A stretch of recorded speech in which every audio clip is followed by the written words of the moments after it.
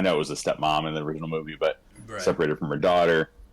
A ton of callbacks in this for sure, but I'm interested to see how you look at the ghosts are already I can't. involved in this video. Oh no.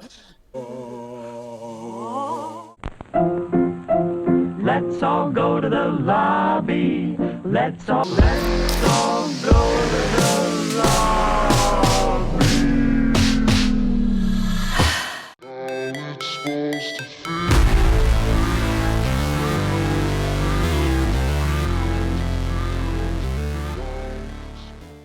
What's up, guys? Welcome back to another iPopcorn for that review. I'm Chris, Nick. and today we are talking about Beetlejuice Beetlejuice. So this is the legacy sequel to the 1988 movie Beetlejuice, of course. Live people ignore the strange and unusual. Same director and all that, but different story. So tell us about what the story to this movie is.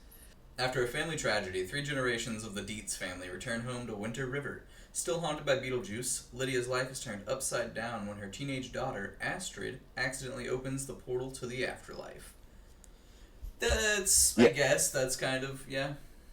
That's an interesting way to put it. Yeah. Yeah. I mean, there's kind of a lot crammed into this movie, so it's hard to like sum it up in a brief little thing. But I'm glad that they kind of took this in some different directions. Like, it wasn't just a straight up retelling of the first movie all over again or anything like that. They are trying to do some different stuff, and there's a generational thing here where Winona Ryder is the mom who's kind of separated from her. I know it was a stepmom in the original movie, but Right. separated from her daughter. A ton of callbacks in this for sure, but I'm interested to see how you look at the ghosts are already I can't. involved in this video. Oh no. They're here.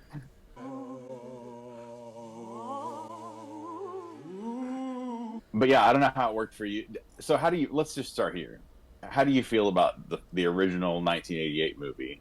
So yeah, Because I know you just rewatched it. yeah, I rewatched it yesterday morning before and saw Beetlejuice last night, and I think it holds up. I like it quite a bit, actually.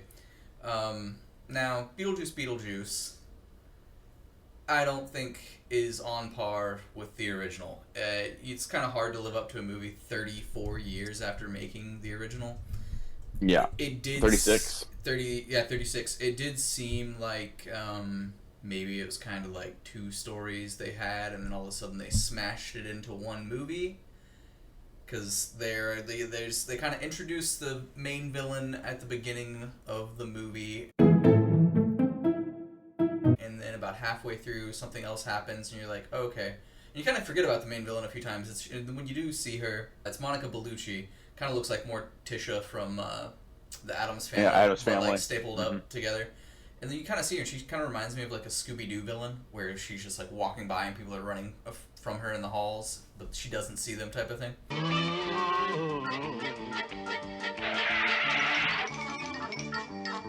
But yeah, it just felt like a real jumbled story to me of 2 different stories. I wish they would have either stuck with that one the whole way and done something more with it, or like the sub-story that comes in about halfway through the movie. I think that would have been better to have throughout the whole movie. I don't know. I mean, I guess one is kind of like Beetlejuice's thing and one's the family thing, but they all kind of culminate together. I don't know. What do you think of it?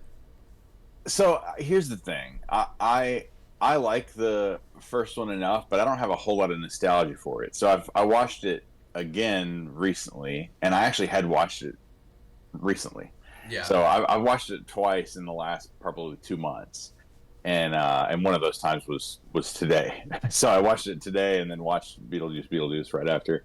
You know, because I don't have as much nostalgia for it, I like the first one for what it is. I think it's kind of one of those movies that feels like lightning in a bottle. Like, how do you replicate this? You can't really. There's so much nostalgia behind it, and it was so unique for that time period. It's just really creative and really cool, and for its time, it was just a vibe. It's a kind of a vibe movie. It's a bunch of, you know, and this tried sometimes to tell like a more heartfelt story and put a little more, like you said, of the family in there. Yeah. And so those were the times that kind of took me out. I liked when it was just having fun with what it was, because it was doing some of the shtick that I like about Beetlejuice. I'm needed upstairs. Bob, hold down the fort. Spill your guts. Who wants to go first? All right, I will. I loved like the stop motion animation they used in this. Like every time we got some creative animation or some stuff that's like very practical effects, I really like that a lot. I like that we get to see the sandworms again in this, even though I know this is like all callbacky, but it kind of makes sense that you would have those again. It's my second favorite sandworm movie of the year for sure. I agree about that. Like I really like the practical effects and some things they did. You know, the nostalgia for the Harry Belafonte song or Deo that they had in there a little bit was I didn't like it as much, but it was okay. It did kind of feel like just like another Halloween time movie rather than a Tim Burton film to me. It just felt like any other movie. I saw Tim Burton's fingerprints all over this. I don't know, man. It felt like him back in his element. I'm just not. I don't. That doesn't mean it knocked it out of the park. But I'm just saying this felt like a return to form for him after a handful of like nobody even talks like who talks about the Dumbo live action movie from 2016 or whatever it is. Nobody thinks about that. But it helps that you got some cameos here from people like Danny DeVito and Willem Dafoe. Maybe not a cameo. Willem Dafoe's a character in it. But some of the new cast did work for me. It's just, like you said, though, Monica Bellucci as Dolores. It didn't serve any real purpose in the movie. So you could have taken that out altogether, and I don't even need it to be a shorter runtime. It's just like that didn't add anything to that story. The whole thing with her daughter... Really, Jenna Ortega didn't really do a whole lot for me in this. Like, not her necessarily, but her character.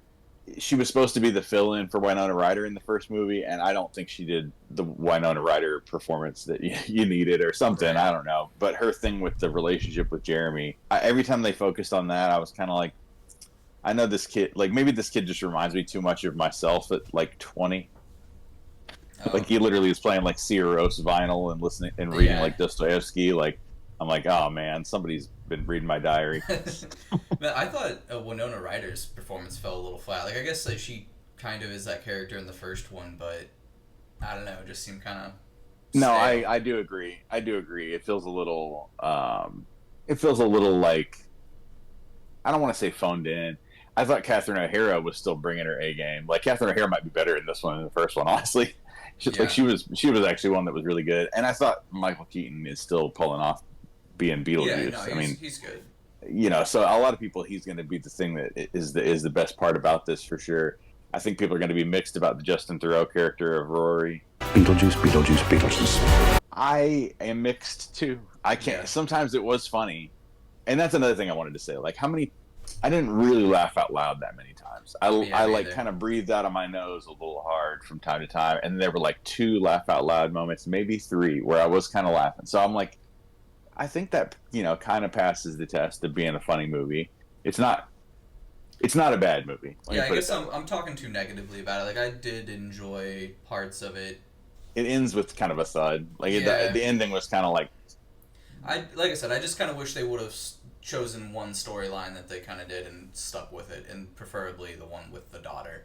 Also, the first time you see Winona Ryder with her same hairstyle that she's had for 36 years, I thought it looked really bad the first time you see it, and I was like, oh, this is like she's wearing a wig. No, that's that for the whole movie. And also, one thing that I thought was weird that they did lean into, like I get it, he was a character in the first movie, and spoiler alert, but I think they show this in the trailers, like the dad dies, that's why they come all together. And I felt like I get it, he's in the underworld, or the afterlife, but I feel like they could have just like shown him once and not put him in the movie as much as they did, considering, he did some bad things. Oh yeah. He's a real bad fella. I'm glad you brought that up, because I think that it almost felt like they were a little bit like kind of taking jabs at the guy. Maybe. Because I think he died. I need to look it up, but I think he died in real life. No, he's still alive. And he's still alive. He's just in prison or something. I don't even know if he's in jail. It almost felt like they were taking it because nobody else. Well, I guess that's spoilery, but just some of the things they do, it's like overkill. But yeah, I know what you mean. I was surprised how often he shows up, because he shows up as like claymation, and then you see his gravestone several times. So I was like, man, it's funny that yeah, I agree with you. It's funny that they keep going back to him. It's like I thought you would try to minimize his appearance on screen as much as Right. possible. And the other thing was the whole Soul Train thing. It was kind of a little dated. It seemed like, and I get it, but I don't know. It felt like Mel Brooks or something. It felt like a Mel Brooks joke. Yeah, but I know like there's been something where he said that he doesn't cast a lot of black actors because it doesn't fit his aesthetic, and then all of a sudden in this movie he casts like a million of them, and they're all doing like a weird dance, Yeah, like a dance from the '70s and shit. I felt the same way as you. I was like, is this a little? It went But on I was for like, a long nah. time, twice. I was like, I guess it's just for the lulz, you know. But yeah, that felt a little weird. Yeah, it's a mixed bag, man. I left the theater thinking, where do I land on this? It's pretty, like, I had a pretty fun time, Yeah, but it also felt like a little like inconsequential. Like it was just a little bit like, yeah, well, I mean, yeah, it's not like the worst. It's not like the worst edition. It's certainly not the worst Legacy sequel I've seen. Like I've seen other things that do this a lot worse. yeah. I agree. Usually Legacy sequel is kind of a formula for like I'm not gonna like it very much. But I do wish they had utilized somebody like Danny DeVito more. I feel like Willem Dafoe's character got a little lost in there and was a little unneeded. It's like all the character because they had so many. I can't even figure out which one was needed for the story to progress. You really just need the Jeremy character, Yeah, and I guess I could have dealt with that. I wasn't like in love with that whole romance dynamic, but you need that to make the story happen. But did you really need Willem Dafoe on him and the ex-wife on him and all that? It's just like they did kind of shove a whole lot into a tiny little box. yeah. It's not even very long. Yeah, I know. That's my whole. Qualm with the movie. So what do you give it as a score? Do you have a score in mind? Yeah, I'd probably give it like a 6. Better than middle. It wasn't terrible, but you know, Mm-hmm. it just felt like a hodgepodge of like two or three scripts and made into one movie. I think you're probably right because it didn't for me. It didn't start real strong. It didn't end real strong. So Yeah. that kind of takes away something for me. Like I wanted it to have a real strong beginning, and then I was feeling the vibe more later. Mhm. But that beginning thing with the ghost show and everything, I was kind of like, eh. Yeah, I think I might agree with you. I'll give it a 6.5.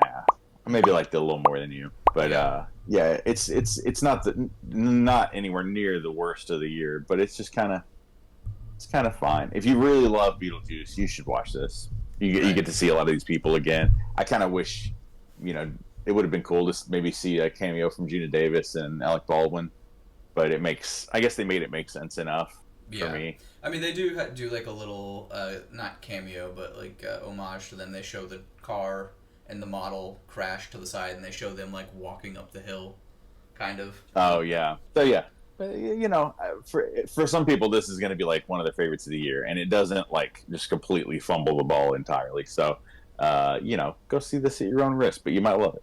Yeah. But anyway, yeah, we hope to see you in the next one, guys. Thanks for watching. Subscribe if you haven't already, and hit like below if you liked this video, and comment and let us know what you think about it. If we're wrong, if we're right, whatever. But yeah, we'll see you in the next one, guys. Thanks. See ya.